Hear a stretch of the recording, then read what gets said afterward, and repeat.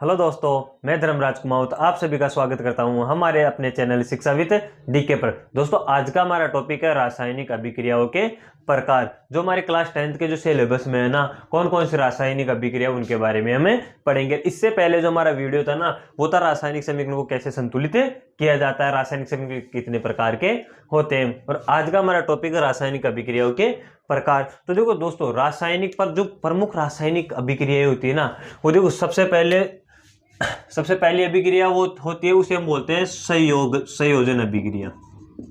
संयोजन अभिक्रिया।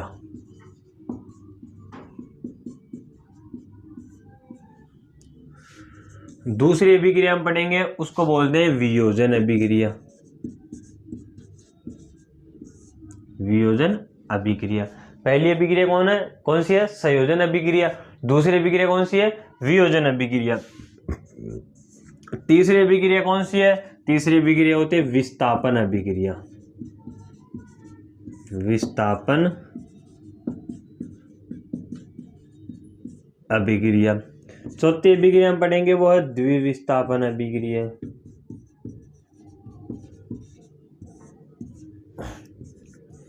पांचवी अभिक्रिया है, वो है ऊष्माक्षेपीय अभिक्रिया। ऊष्माक्षेपीय अभिक्रिया। और छठी अभिक्रिया है ना, वो है ऊष्माशोषी अभिक्रिया। ऊष्माशोषी अभिक्रिया। ये सब रासायनिक अभिक्रियाओं के प्रकार है, इन सब के बारे में हमें पढ़ेंगे। जो सातवीं रासायनिक अभिक्रिया है ना, वो है उपचयन अभिक्रिया। उपचयन अभिक्रिया। जो आठवीं है ना, वो है अपचयन अभिक्रिया, है ना। इसके बाद में जो नौवीं अभिक्रिया है ना, नौवीं रासायनिक अभिक्रिया, वो होती है रेडॉक्स अभिक्रिया। कौन सी होती है? रेडॉक्स अभिक्रिया। और रेडॉक्स को क्या बोलते हैं? रेडॉक्स को बोलते हैं उपचयन अपचयन अभिक्रिया भी बोलते हैं। उपचयन अपचयन अभिक्रिया भी बोला जाता है। और जो 10वीं अभिक्रिया ना, हमारी लास्ट अभिक्रिया, वो है अवक्षेपण अभिक्रिया। अवक्षेपण अभिक्रिया। तो देखो दोस्तों, ये है रासायनिक अभिक्रियाओं के प्रकार। जो हम पढ़ेंगे वो कुल 10 प्रकार की रासायनिक अभिक्रियाएं हैं। एक एक करके हम इनके बारे में, सबके बारे में पढ़ेंगे। तो देखो, सबसे पहले हम लेते हैं संयोजन अभिक्रिया। दोस्तों, ये होती है रासायनिक अभिक्रियाओं के प्रकार। पहली है संयोजन अभिक्रिया, दूसरी है वियोजन अभिक्रिया, तीसरी है विस्थापन, द्विविस्थापन, ऊष्माक्षेपी, ऊष्माशोषी, उपचयन अपचयन, रेडॉक्स अभिक्रिया। रेडॉक्स अभिक्रिया को उपचयन अपचयन अभिक्रिया कहा जाता है। और जो लास्ट वाली अभिक्रिया है ना, उसे बोलते हैं अवक्षेपण रासायनिक अभिक्रिया। तो देखो, सबसे पहले हम पढ़ेंगे संयोजन अभिक्रिया के बारे में।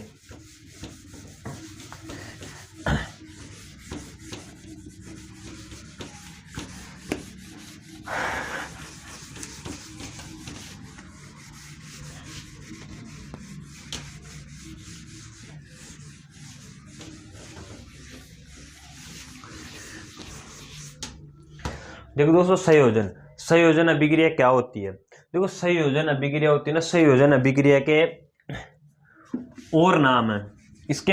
और संयोजन अभिक्रिया को और किस नामों से जाना जाता है? तो देखो, संयोजन अभिक्रिया को जाना जाता है, संयोजन अभिक्रिया को बोला जाता है संयुग्मन अभिक्रिया भी कहा जाता है। संयुग्मन या फिर योगात्मक अभिक्रिया भी कहा जाता है। इस बात का ध्यान रखना, संयोजन अभिक्रिया का और क्या नाम है? संयुग्मन और योगात्मक अभिक्रिया।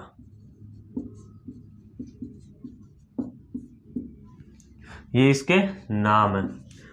अब देखो दोस्तों, संयोजन, संयुग्मन और योगात्मक। संयोजन, संयुग्मन और योगात्मक तीनों एक ही अभिक्रिया है। और इन तीनों का अर्थ होता है संयोजन, संयुग्मन और योगात्मक। इन तीनों का अर्थ होता है जुड़ना। इन तीनों का अर्थ क्या होता है? जुड़ना। और जुड़ने के लिए कम से कम 2 पदार्थों की आवश्यकता होती है। तो देखो, सिंपल सी इसकी परिभाषा है संयोजन, संयुग्मन, योगात्मक। इसका अर्थ क्या होता है? जुड़ना। और जुड़ने के लिए कम से कम कितने पदार्थों की आवश्यकता होती है? 2 पदार्थों की आवश्यकता होती है।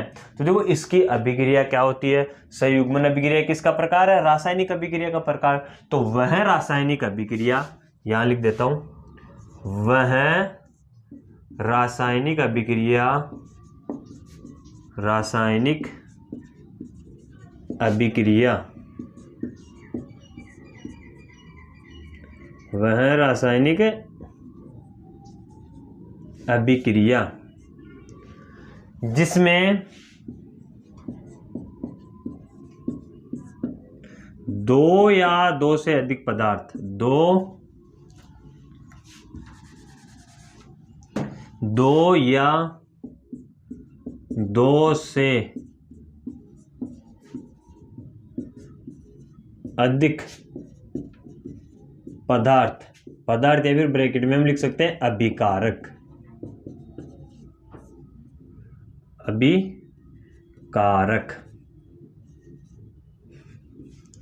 देखो, वह रासायनिक अभिक्रिया जिसमें दो या दो से अधिक पदार्थ या अभिकारक मिलकर या जुड़कर एक नया पदार्थ यानी कि उत्पाद बनाते हैं। देखो, वह रासायनिक अभिक्रिया जिसमें दो या दो से अधिक पदार्थ मिलकर या जुड़कर एक नया पदार्थ या उत्पाद बनाते हैं, उसे हम बोलते हैं संयुग्मन अभिक्रिया। संयुग्मन या संयोजन अभिक्रिया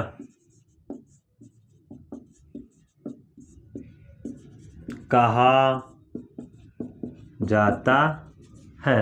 तो दोस्तों, सिंपल सी परिभाषा है संयोजन अभिक्रिया की। संयोजन का अर्थ होता है जुड़ना, और जुड़ने के लिए कम से कम दो चीजें चाहिए, है ना। तो इसकी सिंपल सी परिभाषा होगी, संयोजन क्या है? रासायनिक अभिक्रिया का प्रकार है। तो वह रासायनिक अभिक्रिया जिसमें दो या दो से अधिक पदार्थ, अब पदार्थ क्या, कौन से? अभिकारक मिलकर एक नया पदार्थ बनाते हैं। नया पदार्थ कौन सा? उत्पाद बनाते हैं, उसे हम बोलते हैं संयुग्मन या संयोजन या योगात्मक अभिक्रिया। अब इसके उदाहरण देखो, उदाहरण इसके, देखो, वह रासायनिक अभिक्रिया जिसमें दो या दो से अधिक पदार्थ या अभिकारक, कम से कम इसमें अभिकारकों की संख्या कितनी होनी चाहिए? दो होनी चाहिए या फिर दो से अधिक होनी चाहिए। तो देखो, इसका सिंपल सा पहला उदाहरण लेते हैं हम, C+O2। ये होता है कार्बन का दहन। C+O2 ऑक्सीजन की उपस्थिति में ये दोनों CO2 बन गए। तो देखो, सेम, अब कार्बन ऑक्सीजन दोनों मिलकर CO2 बना रहे हैं, तो ये किसका उदाहरण हो गया? ये हो गया संयोजन अभिक्रिया का उदाहरण। अगर हम दूसरे उदाहरण की बात करें, दूसरा उदाहरण होता है जैसे मैग्नीशियम प्लस ऑक्सीजन, तो ये हो गया MgO। अब इनको संतुलित भी करना है ना। संतुलित करने के लिए हम एक पहले वीडियो बना चुके हैं, संतुलित इन्हें तुम आप खुद करोगे ना इनको संतुलित। अब देखो, तीसरा जो इसका उदाहरण है ना संयुग्मन का, तीसरा उदाहरण होता है जैसे CaO, क्या? CaO plus H2O। दो या दो से अधिक पदार्थ हैं, कितने पदार्थ? दो पदार्थ को क्या बोलते हैं? अभिकारक, यानी कि दो या दो से अधिक पदार्थ बोल सकते हैं या फिर अभिकारक बोल सकते हैं। ऐसे बोल सकते हैं दो या दो से अधिक अभिकारक, तो ये अभिकारक ही है ना। ये दोनों मिलकर क्या बनाएंगे? एक नया पदार्थ बनाएंगे, वो होता है CaOH2। और बाहर क्या निकलती है? बाहर निकलती है ऊष्मा, है ना। तो देखो, इस तरफ ये क्या है? ये तीर के इस तरफ वाले क्या कहलाते हैं? अभिकारक। ये क्या कहलाते हैं? अभिकारक, है ना। ये क्या कहलाते हैं? उत्पाद। तुम देखो, ऐसे ही बोल सकते हैं भाई, दो अभिकारक मिलकर एक नया उत्पाद बनाते हैं, दो या दो से अधिक अभिकारक मिलकर एक नया उत्पाद बनाते हैं, इसे हम बोलते हैं संयोजन अभिक्रिया। अब देखो, ये क्या है? ये होता है कैल्शियम ऑक्साइड। इसे हम बोलते हैं बिना बुझा हुआ चूना। क्या बोलते हैं? बिना बुझा हुआ चूना। बिना बुझे हुए चूने की अभिक्रिया अगर हम जल के साथ करवाते हैं ना, तो हमें प्राप्त होता है कैल्शियम हाइड्रोक्साइड। इसका रासायनिक नाम है कैल्शियम ऑक्साइड, रासायनिक नाम है कैल्शियम ऑक्साइड, व्यवसायिक नाम है बिना बुझा हुआ चूना। बिना बुझे हुए चूने की अभिक्रिया जल के साथ करवाते हैं तो हमें कैल्शियम हाइड्रोक्साइड प्राप्त होता है। और इसका व्यावसायिक नाम क्या है? इसका व्यावसायिक नाम है बुझा हुआ चूना। बुझा हुआ चूना, है ना। और इस बुझे हुए चूने का उपयोग क्या है? इसके उपयोग इंपॉर्टेंट है, ध्यान रखना। इस बुझे हुए चूने का उपयोग होता है जो घरों में दीवारें होती है ना, घरों में दीवारों पर सफेदी करने के लिए इसका उपयोग किया जाता है। तो ये अभिक्रिया है ना, ये इंपॉर्टेंट है, थोड़ा ध्यान रखना ना इस अभिक्रिया का। कैसे इंपॉर्टेंट है? उस संयोजन अभिक्रिया क्या होती है? दो या दो से अधिक अभिकारक या दो या दो से अधिक पदार्थ मिलकर एक नया उत्पाद या पदार्थ बनाते हैं, उसे संयोजन अभिक्रिया कह रहे हैं। इन सब में देखो ये दो है, दो अभिकारक मिलकर या दो पदार्थ मिलकर एक नया उत्पाद बना रहे हैं। इसमें भी दो अभिकारक मिलकर एक नया उत्पाद बना रहे हैं। और इसमें भी देखो दो अभिकारक मिलकर एक नया उत्पाद बना रहे हैं, उसे हम बोलते हैं संयोजन या फिर संयुग्मन अभिक्रिया, है ना। अब इसके ये पूरी संयोजन अभिक्रिया हो गई। अब इसके बाद में दूसरी कौन सी थी हमारी? दूसरी अभिक्रिया थी वियोजन अभिक्रिया। दोस्तों दूसरी हमारी अभिक्रिया है वो है वियोजन अभिक्रिया। संयोजन अभिक्रिया के बारे में पढ़ लिए। अब दूसरी हमारी वियोजन अभिक्रिया। वियोजन, देखो ये संयोजन के और नाम थे, वियोजन के भी, और वियोजन को भी और नामों से जाना जाता है। वियोजन को बोला जाता है अपघटनीय अभिक्रिया। अपघटनीय अभिक्रिया।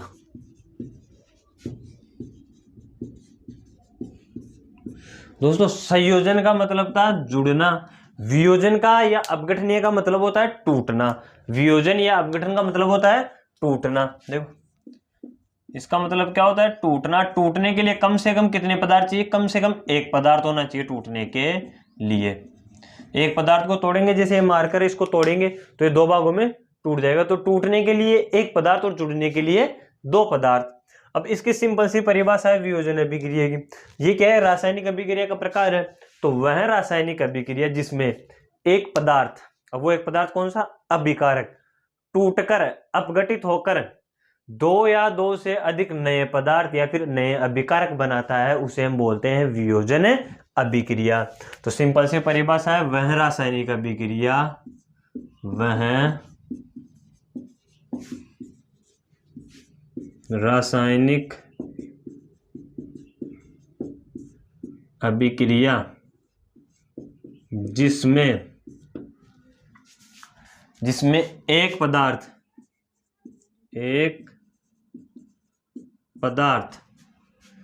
टूटकर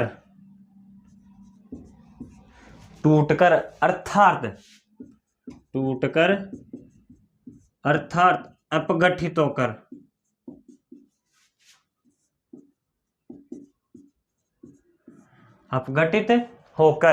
अब देखो पदार्थ है, पदार्थ को हम अभिकारक भी बोल सकते हैं ना, या तो पदार्थ बोल दो या अभिकारक बोल दो। तो एक पदार्थ या अभिकारक टूटकर अर्थात अपघटित होकर दो या दो से अधिक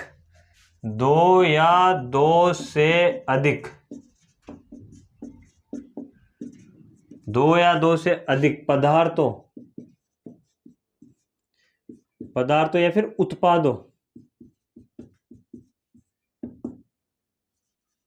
का निर्माण करता है, उसे वियोजन या अपघटनीय अभिक्रिया कहते हैं। देखो उसका उल्टा होगा उसमें क्या होता था भाई? दो पदार्थ जुड़कर एक पदार्थ बनाते हैं। इसमें क्या होगा? एक पदार्थ टूटकर दो पदार्थ बनाएगा, या तो दो या दो से अधिक। उसमें क्या होता था? एक पदार्थ टूटता था, वो दो पदार्थ मिलकर एक पदार्थ का निर्माण करते थे संयोजन अभिक्रिया में। और वियोजन में क्या होता है? अपघटनीय में क्या होता है? एक पदार्थ टूटता है, एक अभिकारक टूटता है, दो या दो से अधिक उत्पादों का निर्माण करता है। तो सिंपल सी परिभाषा है वह रासायनिक अभिक्रिया जिसमें एक पदार्थ टूटकर अर्थात अपघटित होकर दो या दो से अधिक पदार्थों का निर्माण करता है, उस अभिक्रिया को हम बोलते हैं वियोजन अभिक्रिया। अब इसके बाद में देखो अब जो वियोजन अभिक्रिया है ना, वियोजन अभिक्रिया के प्रकार बोल दो। या जो ये एक पदार्थ है ना, ये एक पदार्थ टूटता है ना, ये एक पदार्थ क्या होता है, टूटता है ना, तो इस टूटने के है ना, इस टूटने के 3 कारण हैं, 3 कारणों से टूटता है ये। तो इस वजह से है ना, जो वियोजन अभिक्रिया होती है ना, वो 3 प्रकार की होती है। वियोजन अभिक्रिया कितने प्रकार की होती है? 3 प्रकार की होती है। पहली होती है तापीय वियोजन, प्रकाशीय वियोजन और विद्युत वियोजन। तो देखो इसके वियोजन अभिक्रिया के प्रकार।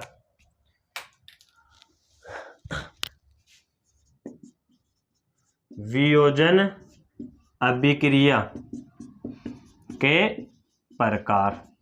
वियोजन अभिक्रिया के प्रकार। वियोजन अभिक्रिया 3 प्रकार की होती है।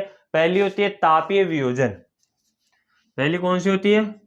तापीय वियोजन, या फिर हम बोल सकते हैं जो ताप होता है ना, ताप को हम बोलते हैं उष्मीय वियोजन भी बोल सकते हैं, ध्यान रखना।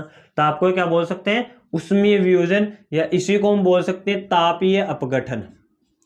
तापीय अपघटन अभिक्रिया, है ना। दूसरी होती है वो होती है प्रकाशीय वियोजन, है ना। दूसरी कौन सी होती है? प्रकाशीय वियोजन या फिर प्रकाशीय अपघटन। और तीसरी होती है ना, वो होती है विद्युत धारा वियोजन या विद्युत धारा अपघटनीय अभिक्रिया। विद्युत धारा अपघटन, ये वियोजन अभिक्रिया के 3 प्रकार है। या फिर जो एक पदार्थ टूटता है ना, 2 या 2 से अधिक भागों में बढ़ता है ना टूटकर, तो किन कारण से टूटता है? वो या तो ताप के कारण से टूटता है, या प्रकाश के कारण से टूटता है, या फिर विद्युत के कारण से टूटता है। अब देखो इसके इन तीनों की परिभाषाएं और तीनों के उदाहरण। क्या करें अब? चलो इसको साफ कर देते हैं ना, एक एक के बारे में पढ़ेंगे। फिर ये वियोजन अभिक्रिया है, पहले एक एक के बारे में पढ़ेंगे। वियोजन अभिक्रिया, तो देखो सबसे पहले आती थी तापीय। इसमें वियोजन अभिक्रिया का पहला प्रकार था, वो था तापीय वियोजन। तापीय वियोजन कौन सा प्रकार था? तापीय वियोजन। और इस तापीय को क्या बोल सकते हैं? उष्मीय वियोजन, और या फिर ऊष्मा बोल सकते हैं। और ऊष्मा के लिए हम कौन सा निशान लगाते हैं? ये निशान लगाते हैं। तो देखो जब कोई पदार्थ ऊष्मा या ताप की उपस्थिति में टूटता है ना, देखो इसकी परिभाषा क्या होती है कि जब कोई पदार्थ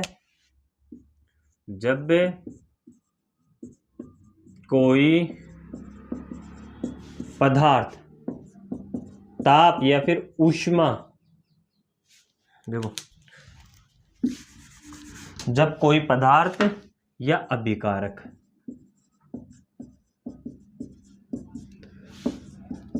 ताप या ऊष्मा, जब कोई पदार्थ ताप या ऊष्मा के कारण अपघटित या टूटता है, तो उसे तापीय वियोजन अभिक्रिया कहा जाता है। तापीय वियोजन अभिक्रिया कहा जाता है। देखो ऐसा पदार्थ जो ताप या ऊष्मा उसमें देना, है ना, ऊष्मा की उपस्थिति में टूटे ना, उसको बोलते हैं तापीय वियोजन। देखो जैसे इसमें कैल्शियम कार्बोनेट को लेते हैं। देखो कैल्शियम कार्बोनेट का उदाहरण लेते हैं। कैल्शियम कार्बोनेट जैसे CaCO3, ये है कैल्शियम कार्बोनेट। ये क्या होगा? ये ऊष्मा, ऊष्मा के लिए हम ये निशान भी लगा सकते हैं। देखो इसमें अगर हम इसको गर्म करते हैं ना, है ना, इसको गर्म करते हैं ना, तो ये CaO calcium oxide plus CO2 में क्या हो जाता है? ये अपघटित हो जाता है, अर्थात टूट जाता है। देखो इसको अगर ऊष्मा की उपस्थिति में गर्म करेंगे ना, इसको कैल्शियम कार्बोनेट को अगर ऊष्मा की उपस्थिति में गर्म करेंगे ना, तो ये कैल्शियम ऑक्साइड और CO2 प्लस क्या निकलेगी? इसमें से ऊष्मा बाहर निकलेगी। है ना, उष्मा क्या निकलेगी, बाहर निकलेगी। तो देखो ये किसका उदाहरण हो गया, ये हो गया तापीय वियोजन का या फिर वियोजन अभिक्रिया का क्या हो गया, ये उदाहरण हो गया। अब इसको क्या बोलते हैं, इसका रासायनिक नाम है कैल्शियम कार्बोनेट, कैल्शियम कार्बोनेट। ये तो क्या इसका रासायनिक नाम। अब इसका व्यावसायिक नाम होता है चूना पत्थर,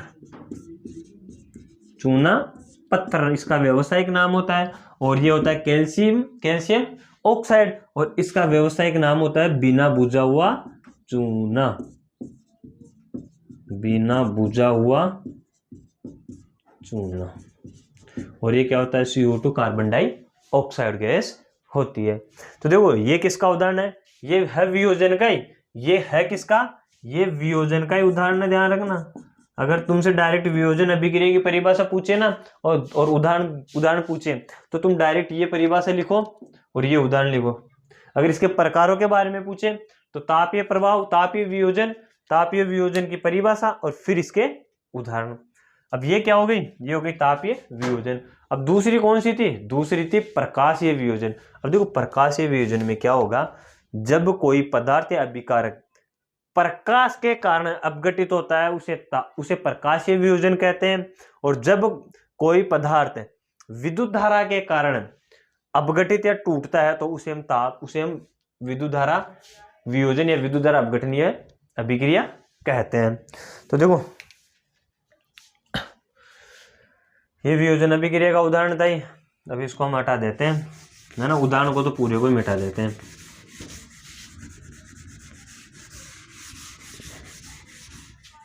उसे तापीय वियोजन भी नहीं कहेंगे। अब इस वियोजन की जगह कौन सी अभिक्रिया आएगी, सेकंड नंबर की आएगी, और वो होगी प्रकाशीय, है ना, प्रकाशीय वियोजन या प्रकाश अपघटनीय अभिक्रिया। तो देखो इसकी परिभाषा सेम है, नाम चेंज हो गया ना, तो हमें चेंज कहाँ करना है, सेम यही परिभाषा है कि जब कोई पदार्थ ऊष्मा के कारण था ना, इस ऊष्मा या ताप को उठाकर प्रकाश के कारण करना है। यहाँ क्या लगाना है, यहाँ में लगाना है प्रकाश, है ना, ये सेम परिभाषा है। देखो जब कोई पदार्थ या अभिकारक प्रकाश के कारण अपघटित होता है या टूटता है उसे प्रकाशीय अपघटनीय अभिक्रिया कहा जाता है या फिर प्रकाशीय वियोजन अभिक्रिया कहा जाता है। तो प्रकाशीय वियोजन अभिक्रिया क्या होती है, प्रकाशीय वियोजन अभिक्रिया होती है कि जब कोई पदार्थ प्रकाश के कारण अपघटित होता है अर्थात टूटता है तो उसे हम बोलते हैं प्रकाशीय वियोजन। और प्रकाशीय वियोजन को बोला जाता है प्रकाशीय अपघटनीय अभिक्रिया। तो देखो जब कोई पदार्थ प्रकाश के कारण टूटता है या प्रकाश की उपस्थिति के कारण टूटता है तो उसे हम बोलते हैं प्रकाशीय अपघटनीय या प्रकाशीय अपघटनीय या प्रकाशीय वियोजन अभिक्रिया, प्रकाशीय वियोजन अभिक्रिया कहा जाता है।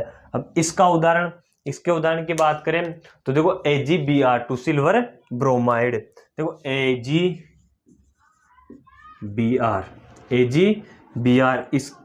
इसके ना सूर्य का प्रकाश के उपस्थिति में इसकी अभिक्रिया करवाएंगे, सूर्य के प्रकाश की उपस्थिति में इसकी अभिक्रिया करवाएंगे तो ये Ag अलग प्लस Br2 ये हमें प्राप्त होता है। ये इसका उदाहरण है।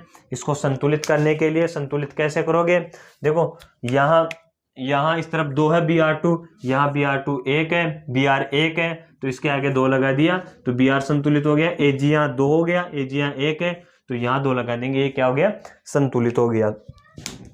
तो ये है प्रकाशीय वियोजन अभिक्रिया का उदाहरण। अब इसके आगे देखो दोस्तों, तीसरी जो अभिक्रिया होती है ना वियोजन अभिक्रिया की, तीसरी अभिक्रिया यानी तीसरी अभिक्रिया होती है वो होती है विद्युत धारा अपघटनीय अभिक्रिया। अब देखो इसमें सेम परिभाषा है, वही परिभाषा है। देखो ऐसा कैसा लिखना है, जब कोई पदार्थ कोई पदार्थ या फिर अभिकारक, पदार्थ या फिर अभिकारक विद्युत धारा की उपस्थिति के कारण, विद्युत धारा की उपस्थिति या फिर डायरेक्ट लिख सकते हो विद्युत धारा के कारण, विद्युत धारा के कारण अपघटित होता है, अपघटित या फिर टूटता है, अपघटित या फिर टूटता है, उसे हम बोलते हैं विद्युत धारा वियोजन अभिक्रिया, उसे हम बोलते हैं विद्युत धारा वियोजन अभिक्रिया। अब देखो इसके लिए एक शर्त है, जो विद्युत धारा अपघटनीय में जो भी पदार्थ होगा ना, वो पदार्थ है ना गलित अवस्था में होना चाहिए। कौन सी अवस्था में होना चाहिए? गलित अवस्था में, यानी कि वो होना चाहिए द्रव अवस्था में होना चाहिए, द्रव अवस्था में। जो द्रव अवस्था में होगा ना, वही पदार्थ विद्युत धारा के कारण अपघटित होता है। तो इसका उदाहरण हम लेते हैं जैसे जल H2O, इसका उदाहरण हम लेते हैं जल H2O, H2O क्या करवाएं हम? विद्युत धारा प्रभावित करवाए, विद्युत धारा। तो ये जल किस में टूट जाएगा? H2 प्लस O2 किस में टूट जाएगा? H2 plus O2। और इस अभिक्रिया को तुम आराम से संतुलित कर सकते हो, इसको संतुलित करना है तुम्हें। अब देखो दोस्तों, हम संयोजन अभिक्रिया पढ़ लिए। संयोजन अभिक्रिया क्या होती है? संयोजन अभिक्रिया होती है वह रासायनिक अभिक्रिया जिसमें दो पदार्थ, दो या दो से अधिक पदार्थ जुड़कर एक नया पदार्थ बनाते हैं, उसे हम संयोजन अभिक्रिया कहते हैं। जैसे CO2 है ना, जैसे C प्लस O2 CO2 ये हो गया। इसके बाद में थी हमारी वियोजन अभिक्रिया। वियोजन अभिक्रिया में क्या होता है? वियोजन अभिक्रिया में होता है कि एक पदार्थ टूटकर दो या दो से अधिक नए उत्पाद बनाता है ना, उसे हम बोलते हैं वियोजन अभिक्रिया। अब जो पदार्थ टूटता है ना, वो तीन कारण से टूटता है। पहला तो ताप के कारण से, दूसरा प्रकाश की उपस्थिति के कारण से, तीसरा विद्युत धारा के कारण से। तो हम बोलते हैं कि वियोजन अभिक्रिया होती है ना, वो तीन प्रकार की होती है, तापीय वियोजन, प्रकाशीय वियोजन और विद्युत धारा वियोजन। तो तापीय वियोजन में क्या होता है? जब कोई पदार्थ ताप या फिर उष्मा के कारण से टूटता है, ताप या फिर उष्मा के कारण से टूटता है, उसे हम बोलते हैं तापीय वियोजन। और उसका उदाहरण हम लिखे थे, ये लिखे थे CaO3। इसमें क्या कराएंगे? उष्मा प्रभावित करवाएंगे, तो CaO प्लस CO2 में ये टूट जाता है। दूसरी थी हमारी अभिक्रिया वो थी प्रकाशीय अभिक्रिया। प्रकाश की उपस्थिति के कारण से कोई पदार्थ टूटता है ना, तो उसे हम बोलते हैं प्रकाशीय वियोजन। और उसका उदाहरण था हमारा AgBr प्लस Br2। जो AgBr है ना, ये AgBr, इसका उपयोग किया जाता है श्याम श्वेत फोटोग्राफी में। ध्यान रखना, ये जो रासायनिक अभिक्रिया है ना, इसका उपयोग भी किया जाता है, इसका उपयोग किया जाता है श्याम श्वेत फोटोग्राफी में। अगर कोई तुमसे पूछे ना श्याम श्वेत फोटोग्राफी में किस अभिक्रिया का उपयोग किया जाता है, तो ये अभिक्रिया तुम्हें लिखनी है। और अगर तुम्हें से पूछे कि श्याम श्वेत ब्लैक एंड व्हाइट, इसका मतलब होता है ब्लैक एंड व्हाइट, श्याम श्वेत फोटोग्राफी में किस यौगिक का उपयोग किया जाता है, तो श्याम श्वेत फोटोग्राफी में यौगिक का उपयोग किया जाता है AgBr।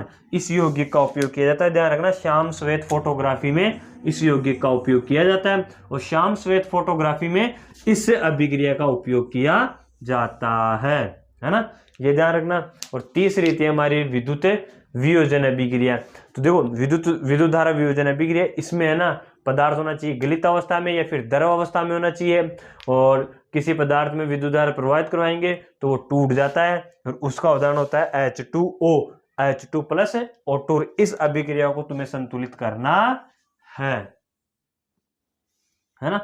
तो दोस्तों आज की क्लास यही समाप्त होती है ना। जय हिंद, जय भारत।